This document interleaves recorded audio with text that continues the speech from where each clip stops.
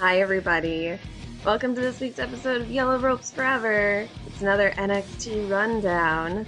And running down NXT with me, king of rundowns himself, Kenny McIntosh. Welcome back to the show. It's been a little while since we did our takeover thing. It has been. You've taken down all of the paint from the walls that I created, and you've put your own up now. So it's nice to be here as a full-fledged guest. Um, Yes. so thank you for having me. It's nice to talk about a wrestling show that's a little bit shorter than a third of the day. Right, exactly. And that has, pretty much everything on the show was fun, I thought. It's another good episode. So glad Yeah, NXT is good again. Like, just don't I sound happier lately talking about the yeah, yeah. show? I am because I watched Bailey and Eva last week, and I Yeah. was so into it, like Oh, yeah. so into it. It was just really superbly done. So, and I, Yeah. I like because since the last time I've watched it, Corey Graves seems to have become like full-fledged heel commentator, He and has I more. and I'm a big fan of that because I like when there's you know what I'm like. I like when there's like one Yeah. commentator who just roots for the bad guys no matter what they do. Right, because So you're like the that's opposite of me, but I like the way Corey Graves does it because he's maintaining character consistency as he goes. So there you we go. we can Maybe a actually both agree compromise. on that. Maybe Corey Graves is the compromise between us, Kenny. Maybe he is. Yeah. There I you go. think, props to Corey Graves for that. Well, we'll get into the show in just a moment after a brief musical interlude, as you know I love to say, and be back in just a moment.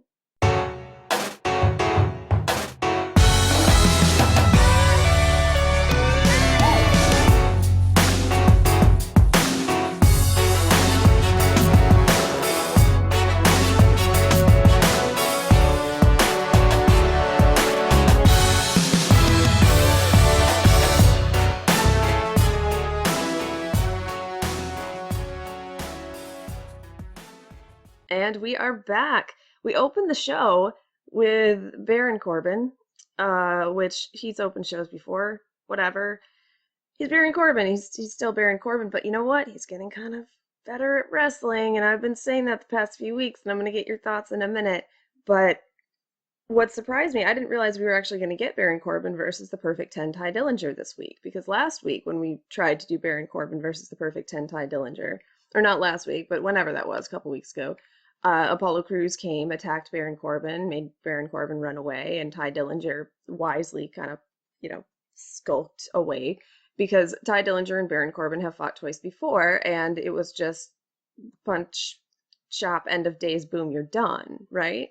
So Mhm. Baron Corbin and Tye Dillinger are actually kind of a thing now. Like this is actually a simmering rivalry and one that I wouldn't mind turning into an actual thing. It probably won't because how many people remember that Tye Dillinger actually was squashed twice by Baron Corbin and not just once? It's like so was Axel Tischer and Steve Cook, but whatever.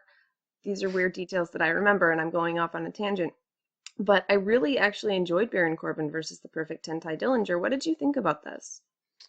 Yeah, I thought it was good. I well, like's not the right word. I'm more a fan of Baron Corbin's work after watching him on Breaking Ground. I thought that's actually the best thing that's put him over to an audience. I don't know if anybody who's listened has seen it, but you should definitely go and check out the first couple of episodes of Breaking Ground because he is a dick in He's Breaking Ground such a as well. dick.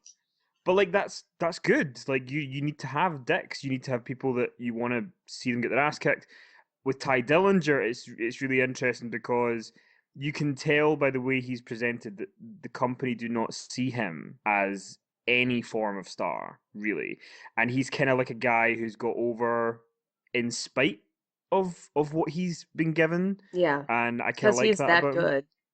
Yeah, and he's like, and I knew when this match happened that it was going to be very sort of Corbin heavy, but I really enjoyed the when Dillinger got the kick in and he got Mm-hmm. the 2 count because like back in the day when you would have squash matches, like that's what would happen. Like sometimes the best part of a squash match would be when the jobber guy of the match would get a near fall and you'd be like, oh fuck, he almost beat him. Well, that's what And makes them more effective. Like, I mean, I saw that yesterday at PCW when I was there. There was a jobber who was actually like good at wrestling, which was positive, and it was the same thing. It was like they're not going to win, but you really, really like when you think that maybe there's going to be an upset.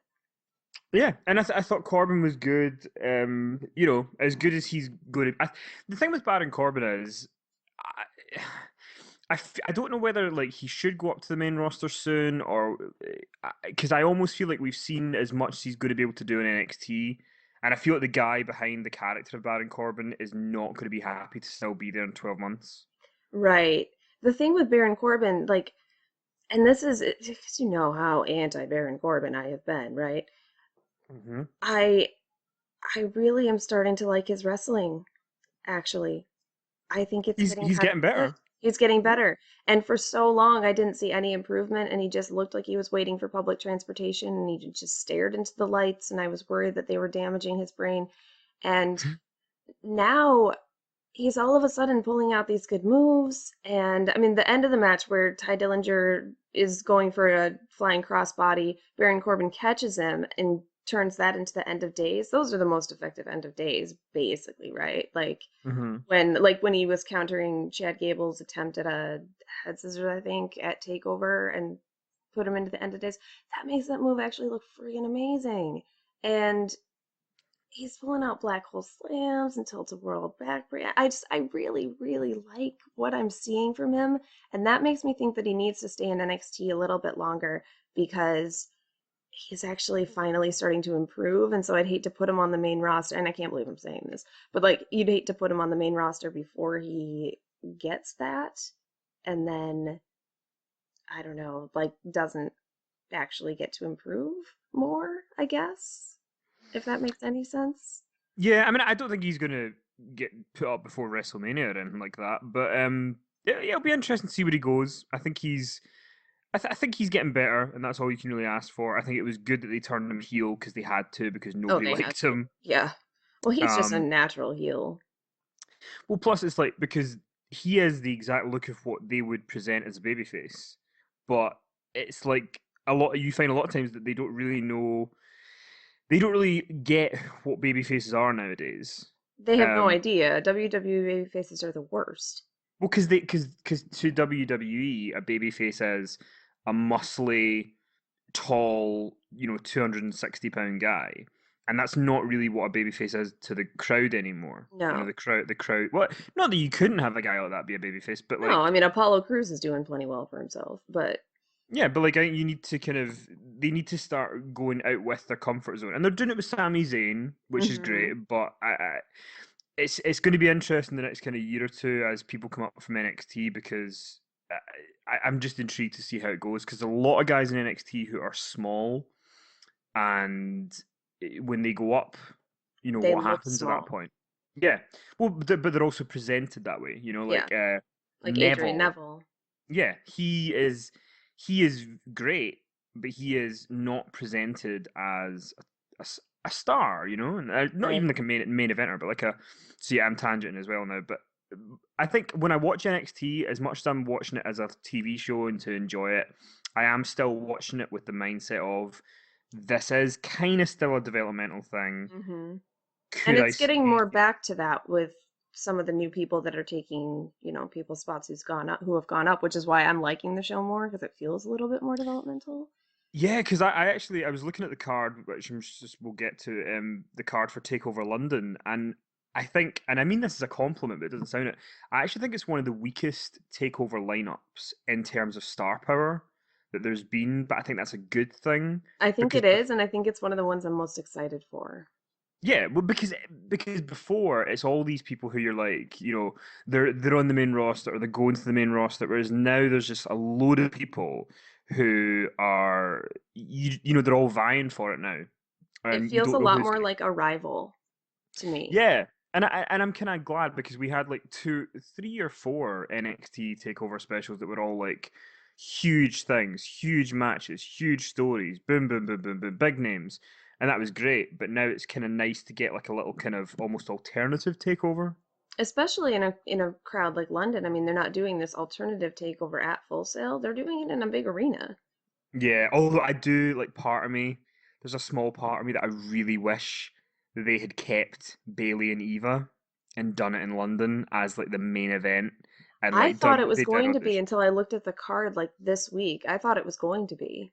hmm I But mean, obviously, like the result would have had to be the same thing, but I just think imagine in London in That would front have of like been mental and amazing. 15,000 people, because they would have, there have been London riots before, and I think there would have been again if people thought that Eva had a chance. Oh my gosh, like because I loved that match too. You can listen to last week's episode that where I just giggle basically with delight about how much I loved everything about that. But isn't it funny because that's an example of I'm not trying to just like hate on WWE because there is good stuff. It's just the programming and the main roster has been terrible for the last month or so. But like the thing with Bailey and Eva that was really interesting and really fun is that they played up to fan opinion. Yeah. They used, because that's something that WWE doesn't do now. Like I was listening to Raven on Chris Jericho's podcast, and if anybody's not listened to it, it's excellent. It is one of the best podcasts I've heard this year.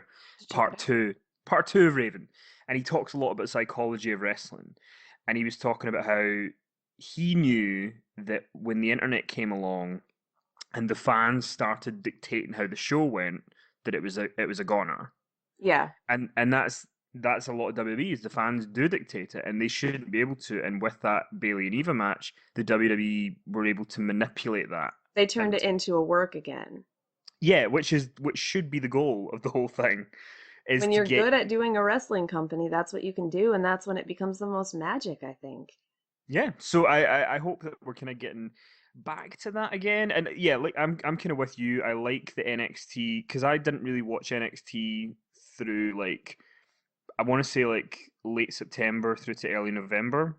I just Hmm. didn't get a chance to watch a lot of it. And when I came back, I was quite surprised that, it was almost like everyone I remembered from school was gone. Yeah. But there's all these new kids who are like, there, that person's quite cool and whatever. So it's good. Yeah. No, no, I'm glad you're enjoying it too, because I certainly am. And I mean, the tag team tournament of doom just put a damper on my soul for a little while, and now that it's done, and Part of the problem with that is that it wasn't really for anything. Like, no. the whole actually, can I just give you a little bit of a raw rant very briefly that I Yes. hated, that I've already said this in the main show, but I don't care, I'm going to say it again. Becky Lynch is an idiot. Oh, She is yeah. the I biggest haven't idiot. seen it, but it sounds like she was an idiot. Like, so anyone who's listened to this probably listens to the main show, so I won't go into as much of a ramble as I did in the main show. But essentially, Becky Lynch goes up to Charlotte backstage. Charlotte, who's suddenly acting like a heel for no reason. Becky Because she's says, Charlotte, she's always done that. "No, but not on Raw. Like on Raw, she's been the sort of like, oh, I'm a Flair and I just want to do the right thing for my family, and that's been her whole thing. Oh, But yeah, she all of a sudden turned up on Monday like a mean girl, and so Becky says, "Why do we have a match? But you don't have to put the title on the line, which is the only reason they should be fighting if they're friends." yeah. And then Charlotte says, "Yeah, okay." Oh, no, so at first Charlotte goes, "Yeah, we should have a match, a tag team match." And Becky's like, "No, 1-on-1, me against you." And then Charlotte says, "Okay, I'll take the match as long as Ric Flair can come." And Becky says, "Okay, let's pretend like it's NXT again." In NXT, they were never a thing. That was never a feud. Ever. I know, I know. I mean, if it So, was Charlotte versus Team Bay, which I hate the name, but like BAE, Sasha and Becky, like, yeah, then maybe Charlotte would fight Becky Lynch. Like, I'm pretty sure we saw that match, but that was never a feud. So that's my little NXT centered rant on that. Ugh, fucking hell. Um, Raw. I'm almost glad I haven't had internet and the ability to watch it. But I have internet now, which is no so excuse now. I know. But Baron Corbin wins the match with the end of days, obviously, to get back on track. And I don't know. Also, I can just do when Tye Dillinger had him down on the ground doing mounted punches and stuff, which like I'm kind of learning how to do. Yeah, I don't know. He's just so good, and I really, really like him. But we see Kyle Edwards backstage with Apollo Crews. We had some new interviewers this week. We've seen Kyle Edwards on NXT a little bit. He's been mostly doing network stuff. Really glad to see him on NXT as an interviewer. He talks to Apollo about next week on NXT because the main event is him and Finn Balor versus Samoa Joe and Baron Corbin.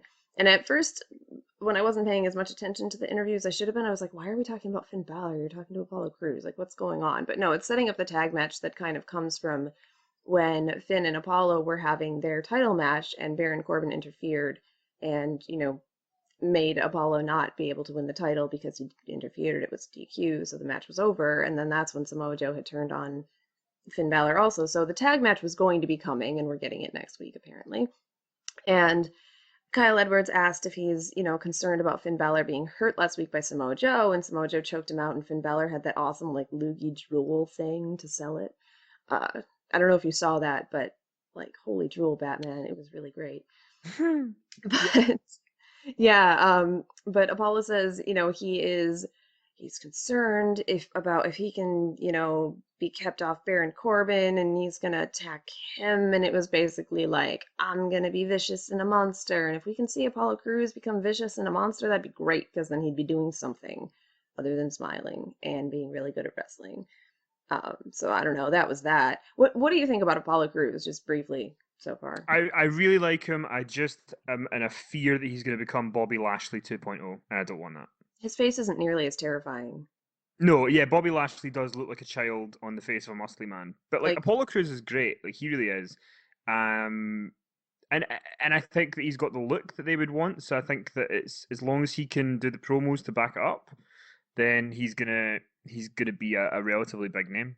and I feel like he's already good at talking. I feel like he's already good at wrestling. I feel like if he gets the less focus on flips, more focus on wrestling thing like Adrian Neville kind of learned to do, I think like he could be not just top guy in NXT. I honestly feel he could be top guy on main roster, and maybe then the main event scene on the main roster could be good. Um, but we also had an interview right after that with Tommaso Ciampa. Now Tommaso Ciampa's still hanging around. Apparently, he's still called Tommaso Ciampa. I don't, I don't even know his signing status or not or whatever. But I like that we're still able to bring people in, and they're really integrating him into a story now, kind of, because they're doing interviews with him, and he's like, hey, I'm around, and people don't think I can beat Samoa Joe tonight because the main event is Tommaso Ciampa versus Samoa Joe, which seemed an odd choice to me because it's not like an NXT person. But this is the first time I feel like we've seen Ciampa say anything really of any substance. I mean, it was still kind of a generic promo, but he's usually with Johnny Gargano. It's like Johnny Gargano and Tommaso Ciampa and guys who are indie stars, trust us, they're indie stars, they're good, we promise. And, he gave a perfectly competent interview. He said he's, known Joe for a while or something, but Joe is different and something, something, something. I don't really know. But I don't know. What do you think of Tommaso Ciampa? Are you familiar with him? Not really. I've heard of him, but I've never really seen him before. I like him in NXT. I'm glad he got a little bit of promo time here. The only thing is, I didn't like at the end where there was a kind of like he says the last sentence and there's like a long pause and Oh, he it was the walks off standard. Yeah. and the interviewer looks away, kind of like longingly. That annoys me. But apart from that, I liked it. Yeah, I liked it. It was good to just see a little bit of promo from him, I think. And, he made it sound like, yeah, and people don't think I can win, but I will beat him, and then everything changes, and da da da da. So, okay, well, yeah, we'll see what goes on with that. After that, we got Nia Jax versus Blue Pants. So Blue Pants is back. Rumors of her being exiled from NXT have been greatly exaggerated, apparently.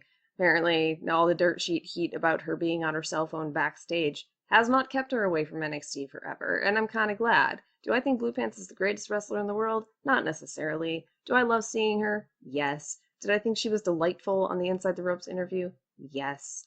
Um, do I love that she does costumes and her gimmick is basically being a geek? Yes. So of course I'm glad to see Blue Pants back. What I like about this even more though, and I'm curious to know your thoughts on this. This is one of the ones that I really wanted to discuss with you actually. Um, I really like that they put Nia Jax versus Blue Pants instead of someone else this week. Because we had Nia Jax versus Carmella, and I thought that was pretty cool because you see her against someone that people actually care about. And, now that Nia Jax has attacked Bayley, like she is full on evil, no, boo, Nia, right? Mm-hmm. And so you put her against this week another squash, but you put her against Blue Pants instead of somebody else. And I think it's genius because who does the crowd love more than Blue Pants? Nobody. Well, Bayley, but she's not going to squash Bayley. Not on my birthday, especially. And so you have Nia Jax like versus this person that everybody loves so much. Like Blue Pants gets in a little bit of offense because she is a thing. So she's going to have more of a presence as a Nia Jax opponent than, unfortunately, than Kaylee Ray did, or, someone like that they bring in. I still don't think Nia Jax is super great. I still don't like her smiling. I think she has work to do, but I think character-wise, she's maybe starting to pick it up, and that could just be due to her opponents. But I don't know. What did you think of this? I know it was short, but It was short. I saw Blue Pants actually a month ago in Glasgow. I was gonna say a house show, not a house show, a live indie show, and she was dressed up as Chucky for Halloween, so that was fun. But she, I'm a big fan of Nia Jax, like big. really, I think she's great, and I think what I love about her is she looks so different to that I do everybody love. else. Like she could be the new Awesome Kong, given like a few more years. Like not now, but like I like her music. I don't really like the outfit. I'll be honest. The outfit bothers me, That's like the only but thing I like. I do. I like the smile because I like that it's almost like she's this evil, big fucking monster that flings people about, but then she'll still smile as she does it, and I kind of like that about her. And yeah, it was kind of like a genius move to bring Blue Pants in to be squashed by her because everybody loves Blue Pants, and Nia Jax doing that to her just made her more of a heel. It was good. I also liked Corey Graves saying something at the end about like. Whatever's left of blue pants will now be known as soiled pants. Um, He also, I think they made reference of sending Blue Pants back to the clearance rack. Yeah. So I thought it was a good choice, and I just really want Nia Jax to work. I actually I'm starting to come around on her a little bit more. And I know I I've think sounded very negative about Nia Jax on pretty much every episode I've seen her on, but I've been getting a little more positive. I see something in her and I see that she's kind of figuring it out. And I mean, obviously, like we said, NXT, it's developmental. She has time to figure some things out. What my thing with the smiling is that she still kind of looks like she's posing for a picture and not actually looking mean. And also, who does crazy I'm a monster gonna murder death kill you smile like Asuka's doing that, and Asuka's doing it 12 times better. So that's but part of Asuka's the also issue doing it too. as Asuka's doing it as a baby face, which is interesting because Nia Jax, yeah, because like Asuka, who is the baby face, does it more like a heel, and Nia Jax, who's a heel, does it more like a baby face, which is Yeah. like an odd kind of mix of the two. But I think like for where she is, I mean, she's only been on the roster for like 2 months or whatever it is. Like I think she's doing really well for where she is, I think and she's getting better every time, which is good. Because yeah, if it were just stagnant, then it'd be like, okay, what are you doing? Like, just stop. Like I thought about Baron Corbin for a long, long time, right? yeah. But like I think Nia Jax, I think she looks natural when she's in there. Like I don't think, I mean, she doesn't do a lot, but at the Yeah. same She's time, not really supposed to. yeah, like don't do a lot if you can't do a lot. She's the Whereas Braun like, Strowman of NXT. oh god, I'm not quite sure I'm ready to put her in that comparison because Braun Strowman makes my head hurt. But like I think the difference is like you've got Eva Marie, right, who Oh, I think is a great character, and she should be a valet on the main roster. absolutely. But she shouldn't be a wrestler. She No. just shouldn't. She is one of these people who should be in a wrestling match once a year, where to give people the illusion that they might give her the belt just to fuck have a day off, Yeah. but like never follow through with it. Like, or maybe like once you finally follow through with it, and do it for like 3 months, only to build up to a big match, she gets beaten. With the Like, Divas title well, yeah, sadly, but and not like, the women's title. but I think like with Eva, like to me, Eva looks uncomfortable in Oh, the she ring. looks so uncomfortable all the time. Like one of the things that I've noticed is that when you see her in the ring, like whenever she takes a bump, like I've started watching her face when she takes a bump, and Oh it's yeah. really awkward. Like she just looks bizarre. Yeah, it's very strange. And half Like of you, her matches are posing. She doesn't fight like she wants to win. no, she doesn't. But yes, like she lies there and she's like taking a bump, going like, right, I think I need to stay down here for like 5 more seconds. Five, four, three, two. Okay, back up. But that's the vibe that I get from her. And But selling everything means putting her hand on her stomach. yeah, that's her go-to move. It She gets is, kicked in the eye, she puts her hand on her stomach. pretty Um, much, because she's but so, yeah, so I, hurt. I I'm very much looking forward to Nia Jax and Bailey at Takeover. Yeah, I just Uh, found out that match was happening like literally this week. I was still under the impression that it was Eva and Bailey again, and I was like, Nia, Bailey, really interesting. And do I'm you know what I'd like? curious to know how it's going to go. I'm actually really excited about it too. What I would quite like them to do, and I don't, they've not really done this in NXT, which is why I think it would work. But I would quite like to see, I'd quite like to see Nia Jax like destroy Bailey to the point where she gets disqualified because she won't stop. I could see And it. and like that would really fuck off the crowd, because they'd want Hmm. and then build it to, can Bailey beat Nia Jax? Like that's the story, and And then she beats her. and she beats her. Yeah. No, I could see that. Like, yeah, I could definitely see that. I think, yeah, just with Nia and Bailey, it's weird to me because it's so soon for Nia. Like, Hmm. so soon for Nia. Um, I'm just praying though that we get when we get to Dallas, Texas. There's just, it has to be Bailey and Asuka. Surely oh that's what it's my going to gosh, it has to be. And oh, and we're gonna get to see it together. be. I know. It's We'll gonna be be holding so hands together. yes. I'll be I'll be attacking you and jumping up and down like you usually attack Ollie. Yeah, exactly, exactly. And it'll be Um, beautiful. So yeah, I'm interested to see what goes on with Nia Jax. I was more impressed with her today, I'm not gonna lie. But Kenny, there was a glaring, glaring problem with Nia Jax versus Blue Pants that I don't think we can ignore. Where was I, Colin Cassidy singing The Price is Right? Where was Straight from the Clearance Rack? Oh, Blue Pants! it's funny because I feel like they had to update it somehow because they couldn't use that forever if they were going to use it going forward. But like the new one is just crap. Like It's it's so crap. it's so crap. What even? Like, I'm gonna put the audio of both of them next to each other and judge for yourselves, people.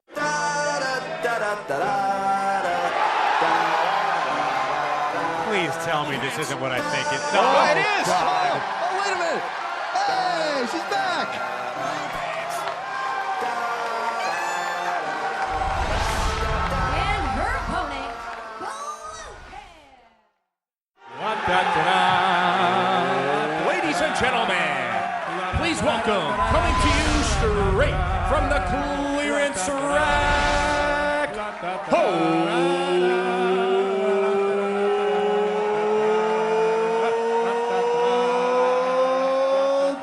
Blue Pants! One of them is crap and one of them is amazing. And I was not okay with it. I was not okay with it at all. Yeah, no, I neither was I. It was It really ruined good. the match for me, even though I was all excited, but still. Harumph. Thankfully, to get me out of my mood, Tom Phillips backstage with the NXT Tag Team Champions, the Mechanics, who should still be called the Mechanics, because seriously, you, Mr. Team Name, agree with me, yes? I do, I do. Yeah. Dash, Dawson and Dash. Doesn't sound good. It sounds No, stupid. mechanics. Mechanics. So Tom's talking to the Mechanics, congratulates them on winning the titles, but said something about they were talking about Enzo and Cass actually, and they were talking about how Enzo and Cass laid them out the week before and asked if they had considered the consequences of Enzo and Cass, or the consequences of liking to fight and liking to hurt people, because he's like, you say that you enjoy hurting people, and they say, well, if by consequences do you mean these, and pointing to the belts, then yeah, says Dash Wilder, like, yeah, we've thought about the consequences, it's working out all right. And I really enjoyed this promo segment, this little interview deal. It's the kind of thing that I think really helps give the Mechanics a little bit more of a personality, because I mean, they're great in the ring, they love to steal body parts and own them, and I totally appreciate that. But I don't know what I liked most about it, they're talking to Tom, and then when when they start talking to Enzo and Cass, they look directly into the hard camera and they look intense, and they're like, no, Cass, you have another knee. Basically, we're going to take and own that too, bitch. And we're going to win, and you're not going to win. So there. And then he calls them the catchphrase kings. Dash Wilder says, we're not afraid of the catchphrase kings. Or Scott Dawson said, I don't know. But I know it was Dash Wilder that said, soft this, can't teach that. They're all talk, they're no action. And they're kind of right. Yeah, I am. Promos are a thing that's interesting for me. Like, you're gonna hate what I'm about to say, but I'm That's just gonna fine. say it. I watched Breaking Ground this morning, and I thought it was ridiculous that Sami Zayn was teaching promo class. Really? Like, I thought that was mental because for me, Sami Zayn, I love Sami Zayn. I think he's good, but he's not proven to draw a lot of money with promos yet. And I feel like you have to have, but the bigger problem with it all is that WWE hire as trainers people who never drew money. So when you have people who don't draw money teaching people how to try and do it, and then you have people who haven't drawn money with promos yet teaching people how to do promos, to me, it's just not a system that I think is going to make anything super successful. But maybe I'll be wrong. If the Indian guy from Breaking Ground in 2 months turns around to be some sort of like, I don't know, great promo, then we could be, oh well, Sami Zayn was teaching him and that was that. But one of the other things, promos are something I've been thinking about a lot recently in wrestling. From Raw last night with Roman Reigns and that terrible promo where he was trying to call Sheamus a tater tot and trying to get the crowd to go along with it. And it was this crap. at the end? Yeah. Yeah, I turned that off. Oh, it was terrible. But like promos when they were like, because promos are different now. Promos now don't really mean anything, because like it's not like if you do a promo, your promo is not enticing people to buy anything. Like your promo is pretty much going out to people who've already bought a network, or your promo is more building your own character than selling a ticket. Is that what you're saying? Yeah, or like for example, it's your promo is no longer about selling a pay-per-view because there's a network. So people have the network because they watch NXT or they watch specials or whatever it is that they get it for. Most people who watch, have the network. So the purpose of promos has changed. But going back to the mechanics one, like promos back in the day used to be that you would look at the hard camera when you were talking to somebody, right? And the whole looking to the side as if you're watching a conversation has never really felt that natural to me to watch. It's like when again, you're not gonna love my comparison I bring up here, but like when The Rock used to do promos, but like when his but The promos, Rock would talk to Michael Cole as he insulted his dress sense. He would, but then what he would do is when he was about to talk about a wrestler, he would look into the camera and just like the mechanics did here. Yeah, that's the point I'm trying to make. Yeah, okay. Is that the mechanics are doing that, but we don't get to see that very often. Yeah, so that's probably why it stood out to me as well, actually, because when I was watching it, I was like, oh, I really, really like that. I think that was really, really good. Yeah, so I feel like if we can get more of people sort of like, when they're talking about another wrestler, like looking at the camera and addressing that wrestler, I think it makes it more intense. It makes it more like you want to confront them because you want to have a fight because, hello, have you met wrestling? Yeah, exactly. And then like, I mean, NXT, to be fair, I mean, I don't think in WWE this year there's been a lot of like, you have to watch this promo from the main roster or NXT in total. Like there's not really been that many like wow promos. But NXT's far more on the right line of them than the main roster is. Because on NXT at least people, while they might not be cutting Ric Flair promos from 1985, they're not at that level, so they shouldn't be expected to. But at the same time, they're on the main roster. They use this language that makes me really uncomfortable because they talk like they're not actually having. They're like I would never, if I wanted to fight somebody, as an example. I'm using Roman Reigns as an example here. If I wanted to fight somebody and I wanted to win my title back after this guy screwed me out of it, the last thing I'd be doing is trying to call him tater tot. Right. I'd be like, I want to kick your ass. Exactly. And that's the thing. It's like people, so with the mechanics, they looked into the camera, did the hard camera thing, makes you buy into what they're saying a lot more than them just telling it to Tom Phillips. Yeah, I agree, absolutely. And I think it was really effective. And no, it's interesting. I didn't know that Sami Zayn was teaching promo classes. I have so much breaking ground to catch up on.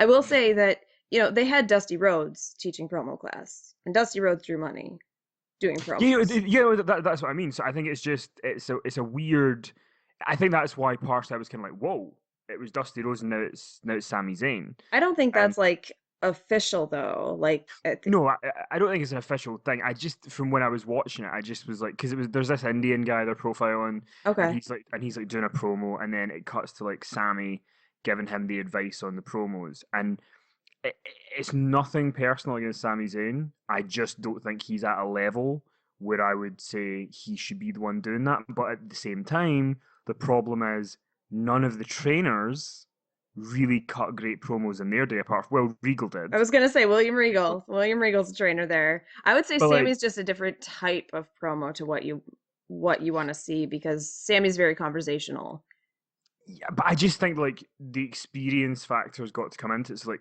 if Sammy's not been in front of like 10,000 people and performed on a regular basis, Yeah. like I feel you need to have somebody who's done that for a long time to sort of, because they're going to add a lot more to, what Sami Zayn might see is sort of like, okay, here's what I would tweak in my experience. Mm-hmm. Whereas if you have someone who's done it for 10, 15, 20 years, they can add a lot more layers to that feedback. And that's not me criticizing You Sami do have Zayn a in any point way. about the years of promos though with Sammy. Like, and I mean, this is kind of an aside, and we'll talk about Sammy more later. And I think he was very eloquent.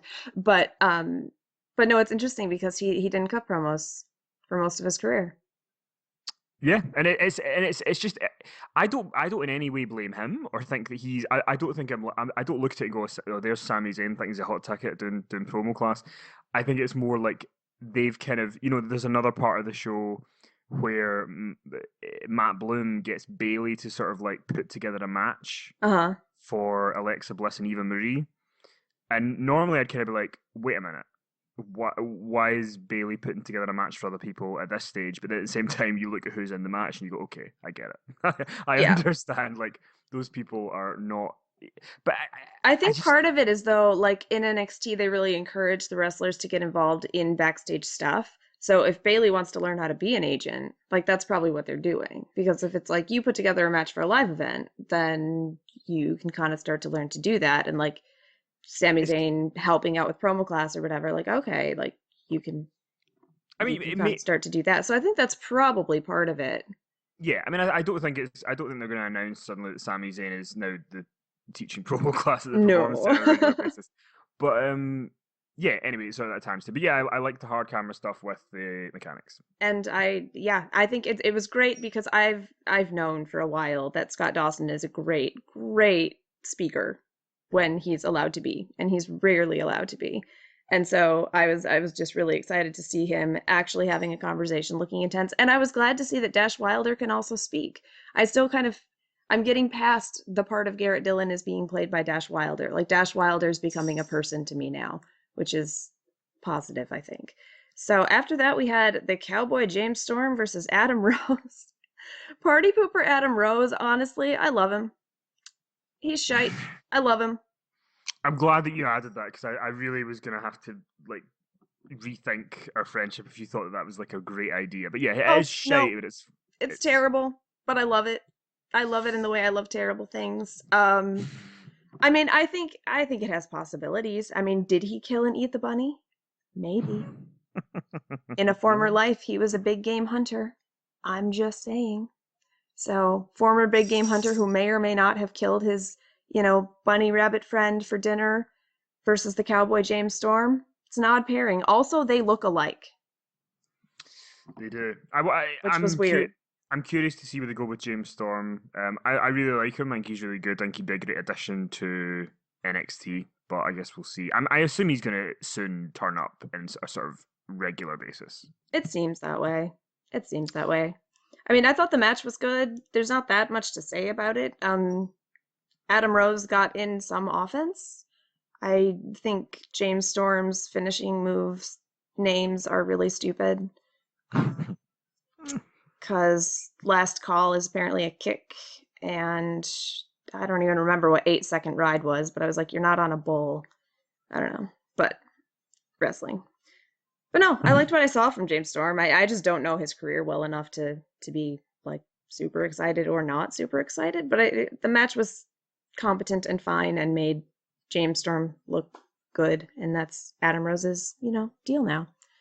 So then we get this new interviewer guy again, Alex, who's called Alex. They tell us at the end of the show that his name is Alex Reyes. The end of the show, they tell us this man's name.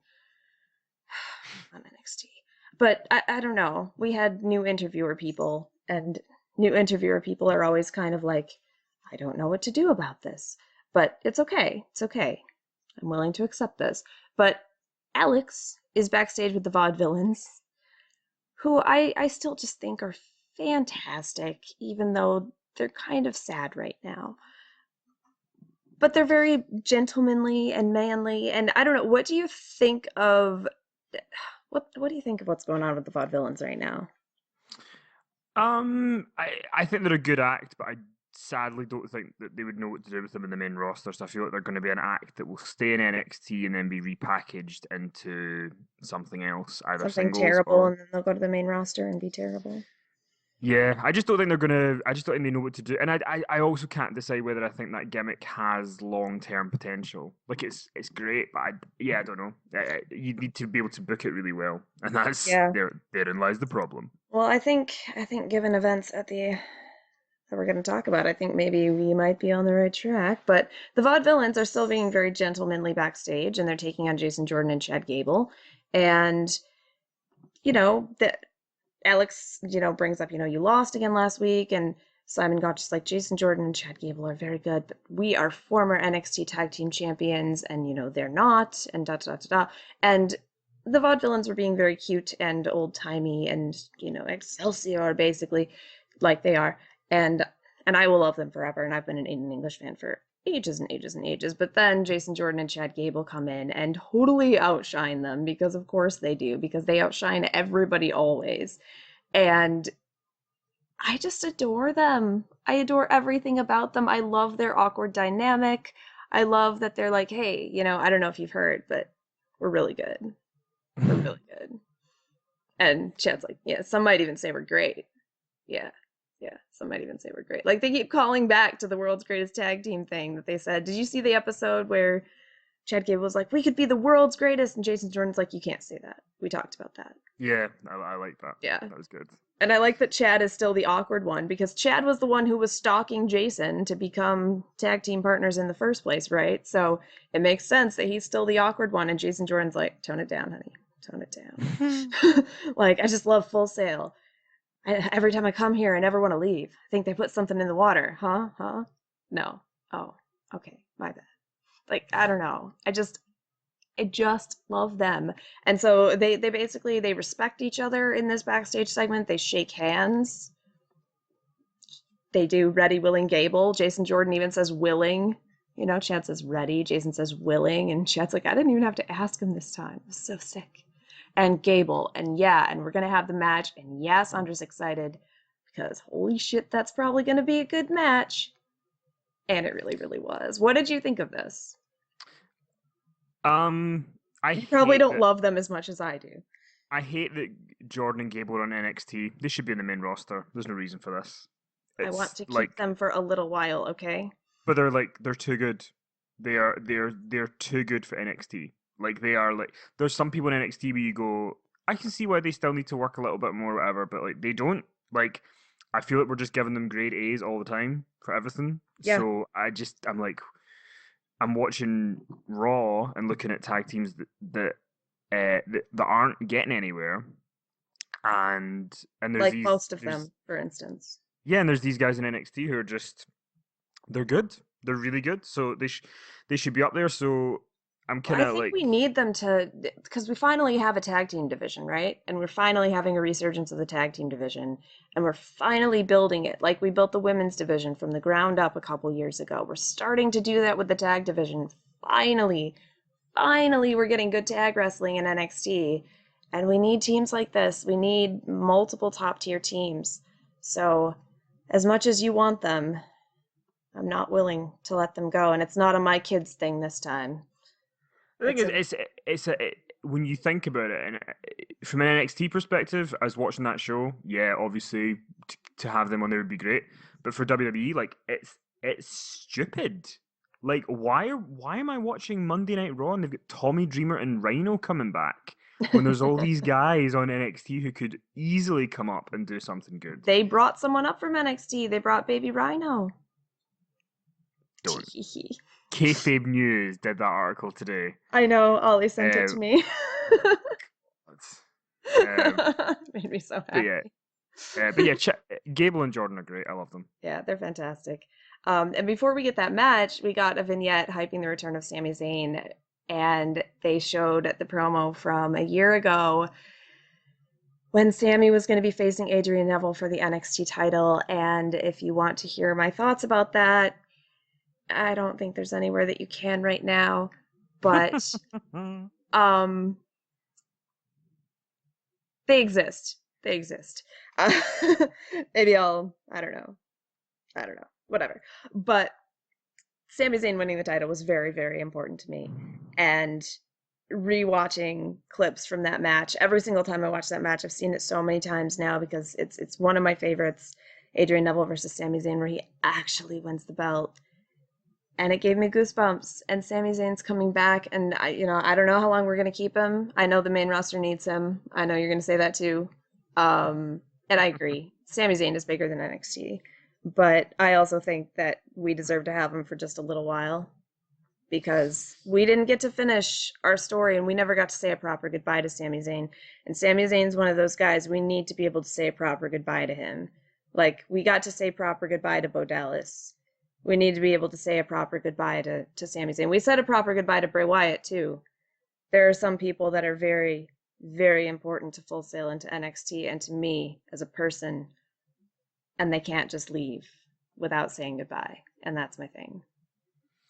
I'm okay with Sami Zayn saying goodbye, but I think he needs to be saying goodbye in like January. Like, I think he needs to be. They need him for WrestleMania 32.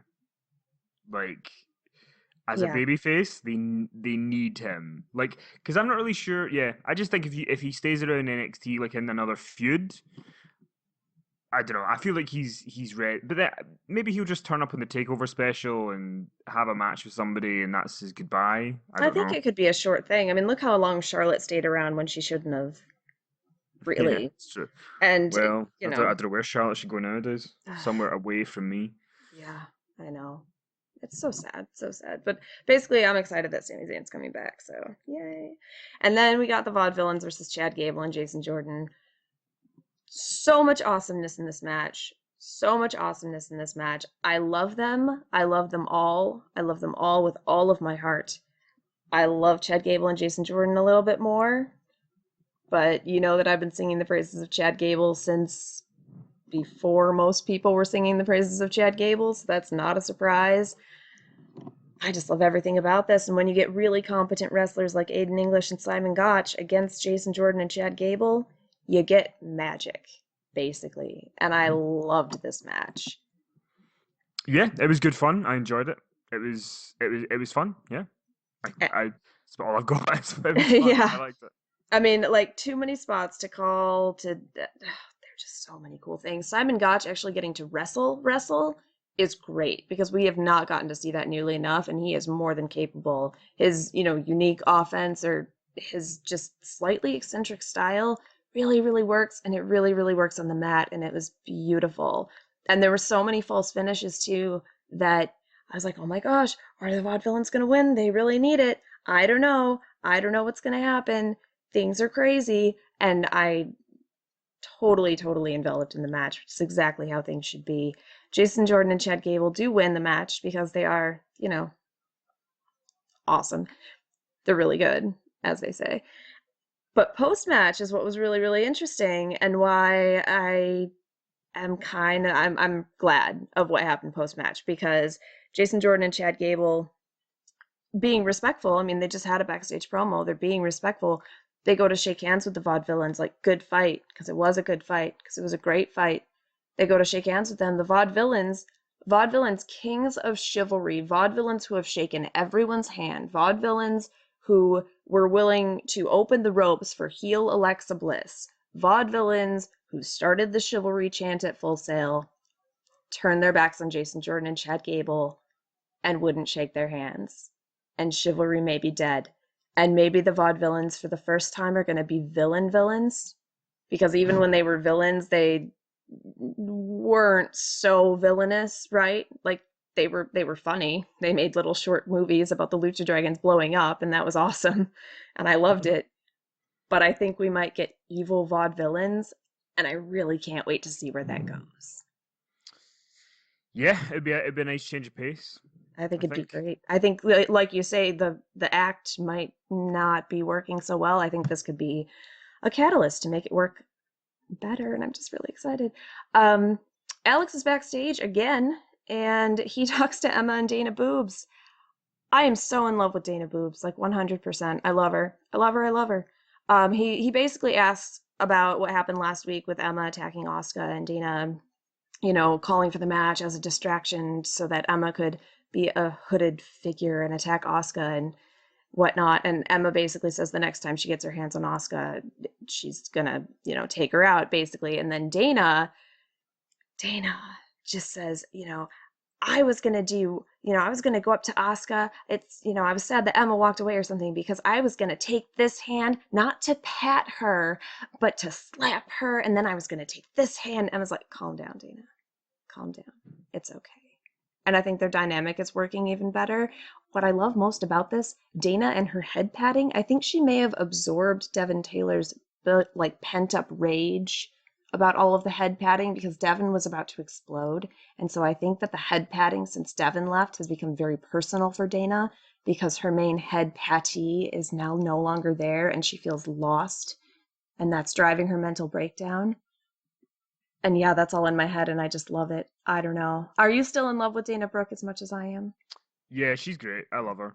Well, she's not great, but she's great at being Dana Boobs. And she's so intentionally over the top at this point. Yeah, I like her.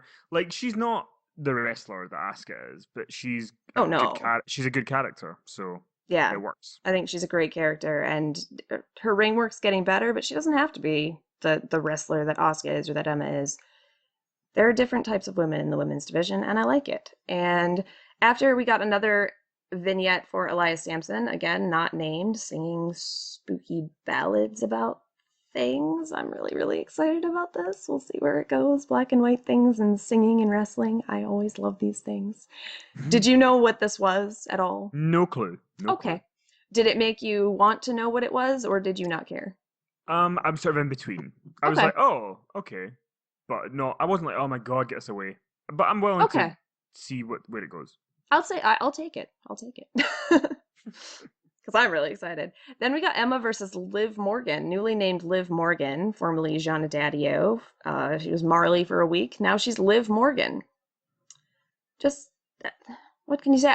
Emma's amazing. Emma's amazing. She's always going to be amazing, right? And she did a dilemma this week, and I was so excited because she looked all vicious. And I was like, yeah, the dilemma. Because I think last week I was talking about how I missed the dilemma so much. So I thought it was really good to see back. Liv Morgan, though, really like her. Really like her a lot. I was digging this match. I mean, she's not the wrestler that Emma is. She's not that experienced. But I really, really like her. I don't know. What did you think of this? Yeah, I thought it was good. Good kind of match to make Emma look good in the lead up to the match with Asuka. My favorite thing from the whole thing was when it cut to the clip of Asuka doing the kicks to the punching bag. Right, because after Emma and Liv Morgan have what I thought was a good match. It was short, but it was definitely to the point. Made Emma look very vicious, and made us like Liv a little bit too. But Emma's standing in the ring going, and she's even brushing off her shoulders, like, no, I'm taking care of this. Like, before she even locks in the Emma lock, she's like, no, I'm totally done. Like, I am queen bitch of this ring. And then after the match, as Emma's like, yeah, look how awesome I am, Asuka appears on the Tron. Well, a kicking bag appears on the Tron, and then out from behind it, Asuka says, Emma, see you in London. And yeah, I liked it. I really like it. I don't know. I like that she's a killer monster. And I think with Asuka, the language barrier means that she's not saying much, and I think it's more effective for her character. So I think that's really awesome too. Isn't it funny when people say less and have an action that people like it more? It's so weird, right? Randy Orton, take note. Yeah. Yeah.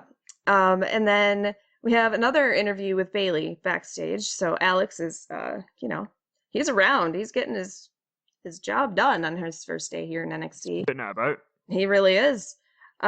He talks about Bayley's title defense against Eva Marie the previous week, and then, says, and Nia Jax, what do you make of this? What's going on? And Bayley's basically like, it seems that she probably wants my title, and my situation. I had to scratch and claw. I had to beat the very best to get this title. I don't know if Nia is the best. I've never been in the ring with anyone of her size, but I'm willing to take on all opponents, basically. She's willing to take challenges. Nia walks in, looks at her, then pushes her through a door and knocks her down. And I don't like seeing Bayley hurt. And then Alex is like, all right, I think, or no, it was before she even pushed her through the door. Alex is like, I think she just asked, and Bailey's like, yep, and she looks a little nervous, and then yeah, Nia pushes Bailey down and knocks her through a door, and I'm really intrigued to see what happens with that. I mean, like we were talking about Nia before, It's interesting. it's It's interesting.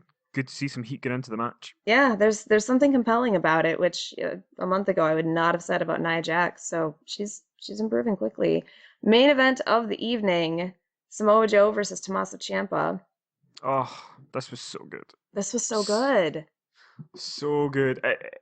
It pains me that the guy who is in NXT only to put over people in NXT is should be the WWE World Champion over the guy who is. And before this match, I probably would not have agreed with you, just because I hadn't seen enough of Samoa Joe. Like I've been starting to see more with, what's been going on, and he's been getting more intense, and he's been showing a little more personality. Holy shit, this match was good. And I don't know Tommaso Ciampa either, but I think in the episode he gave a promo about how he knew Samoa Joe. On commentary, they tell us that they've known each other forever, that Samoa Joe introduced Tommaso Ciampa and his wife. And Yeah. just in episode, they told me everything I needed to know. And that match was great. It was such a fight. It was so hard hitting. Holy, chops, Batman. I, I thought that this was incredible because here's the thing, and I know sometimes I know for people listening to this, on this episode I might come off like I'm not as big a fan of NXT as I was before. It is not that. The problem I have is that NXT should not be so good compared to the main roster that is so shit. That should not be the way things are, and this needs to be rectified because at the moment, what Triple H is doing is NXT is his vanity project. NXT is like, here's my little indie promotion that I can run oh yeah. and make it amazing. But the main roster's fucked, and it's just so frustrating to watch. And you watch a guy like Samoa Joe, if he had come out at the end of Survivor Series and demolished Roman Reigns, I don't know how the story would have gone that he would have got the title shot, but I guarantee you, in 3 weeks, he could have done more on television to make you believe in him as the WWE champion than Sheamus has. And that's not a knock on Sheamus, but Sheamus is a guy who's been there for years, doesn't mean anything anymore. The best thing he's got going for him is that he's using a knockoff Austin 316 t-shirt, to remind people or to take the piss out when things were good. And then you look at here, and there is an issue with the fact that you can't compare and Full Sail of 400 people to the mass audience, but then there's people who have gone up that have proven that like Bailey as an example, she did all her stuff in Full Sail, but then she did Takeover in Brooklyn, and the reaction with her and Sasha was there. Everybody in that arena was into it, so it shows you that it can be done. It can be, but I don't know if it's an issue of the people that are in NXT and staying in NXT, because there have been some amazing people that have come up from NXT and then they're nothing and nothing happens. So I don't know. I don't think that it's an issue of Samoa Joe needs to be on the main roster because he would be champion and he would make the show amazing. I don't think he would. I think it's an issue with the show. But I think it's more. I think that he is somebody who is more talented than the guy who is the champion. And I say he that absolutely is. from having watched him be world champion in other promotions and see how great he is. But what was interesting about this main event was when you look at it, this main event, because obviously this was designed for Samoa Joe to get a big win going into TakeOver. Yeah.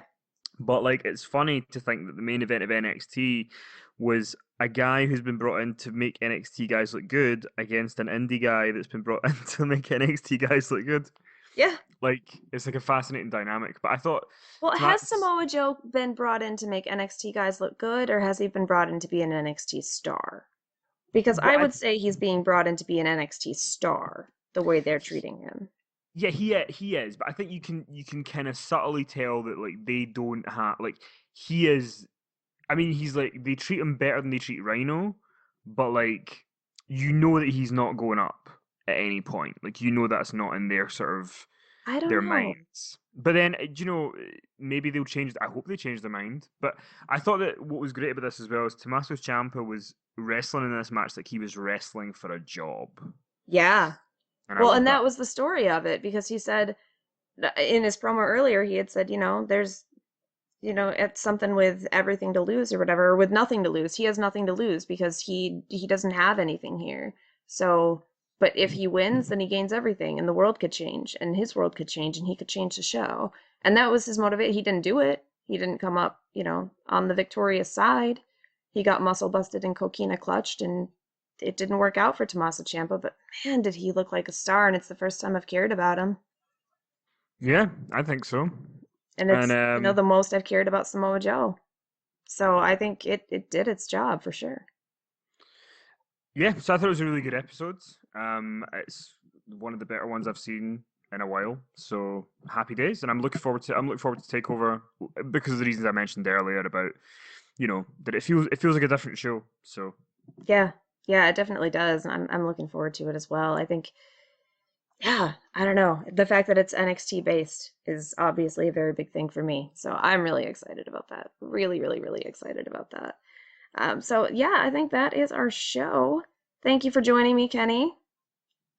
pleasure. It's been lovely having you here on Yellow Ropes Forever. Yeah, I guess are Robert and I back again for the takeover thing? Is that I are we hope doing that? so. Yeah, we need I was to. gonna guilt you and say you both need to do it. It's my birthday. No, it's probably the one show this month we want to watch. So Yeah, probably. It's gonna be a lot better than TLC. Probably. I don't know. I watched like an hour and a half of Raw, and it was the first time I'd watched Raw in a long time because I haven't been able to, and the New Day were great. But yeah, I really like NXT. So thank you everybody for listening. As always, leave comments below this video. I would really appreciate that. Get in touch with me. You can find us on Facebook at facebook.com/The Inside Network. If you haven't already liked that page for some reason, if you're just finding me on YouTube somehow, go over to Facebook, like that page too. We converse on there. It's fun. You can find me on Twitter at SondraRuthRW. Kenny, you also have Twitter. Do you want to plug your stuff? yeah, you can get me at KennyMC1985, or you can get the main Inside the Ropes account at inside_the ropes.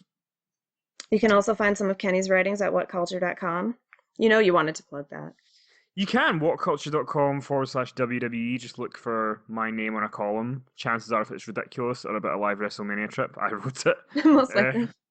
But fun times. Yes, fun time. So thank you again, everybody, for listening, and I will talk to you next week. Bye.